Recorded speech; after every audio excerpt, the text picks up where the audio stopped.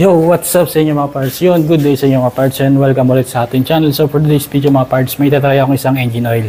Kung anong engine oil yun, malalaman nyo yun maya mga parts. So, sa mga matagal na sa akin channel, matagal na akong gumagamit ng iba't ibang klaseng engine oil. Tapos yung isang pinakamatagal kong nagamit, almost 2 years kong na-try yun at nasubukan din na at first, siyempre, sa unang gamit, maganda talaga hanggang sa umabot ako ng 1 year or mag-almost 2 years na gamit.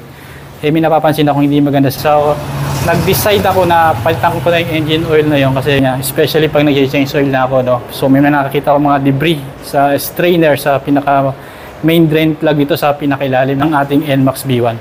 So, hindi talaga maganda yon. Yung time na nagpalit ako ng plate guide stopper dito sa may pulley side mga parts. Makita nyo sa video na yon na napaka-dumi talaga ng engine natin sa loob. So siguro maaaring sa naka-sigunyal niya talagang madumi na talaga dahil sa matagal ko na rin ginamit yung engine oil na yun eh. So para sa akin hindi maganda.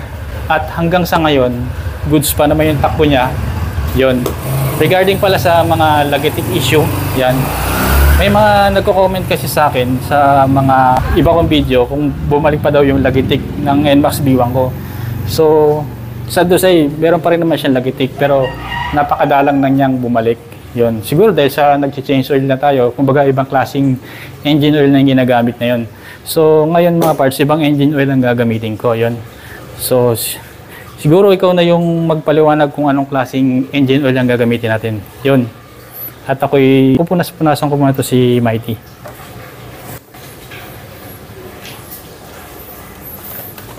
So ayun, habang busy siya, ito ang ating gagamitin yung engine oil. Parts, AMS oil na 4-stroke, 4-scooter na meron siyang viscosity na 10W40. Yun, susubukan natin to. So may mga nagko-comment sa akin na i-try ko daw to, wala daw sablay. O sana maging goods para sa atin sa NMAX V1 natin. At sana rin tumagal na at ito yung hinahanap, matagal nating hinahanap. So nakita ko lang naman siya sa online at i-try natin ngayon tong AMS oil na 4-scooter. Yan. Sana maging maganda yung performance niya at tumagal siya in a long run. So ayun, susubukan ko ito ngayon mga parts.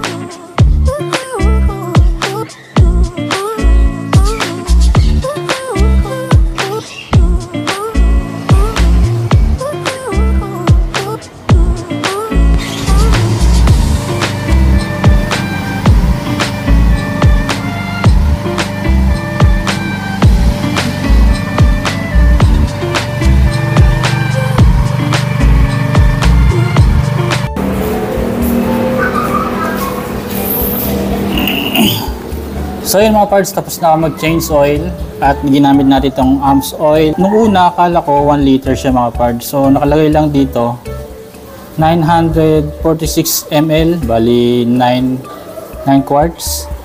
Pero yung ginamitan ko siya ng measuring cup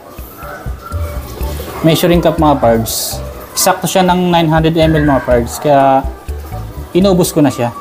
Sakto naman ng 900 ml.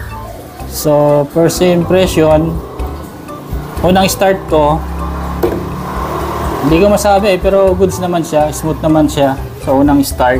Yan, pansin ko mas mabilis siyang umangat yung engine oil sa pinaka head niya. Yan, kaya siguro ganun.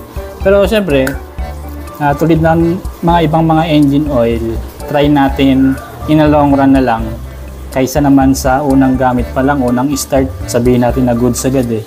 Kasi karamihan ng mga engine oil ngayon sa simula lang maganda talaga.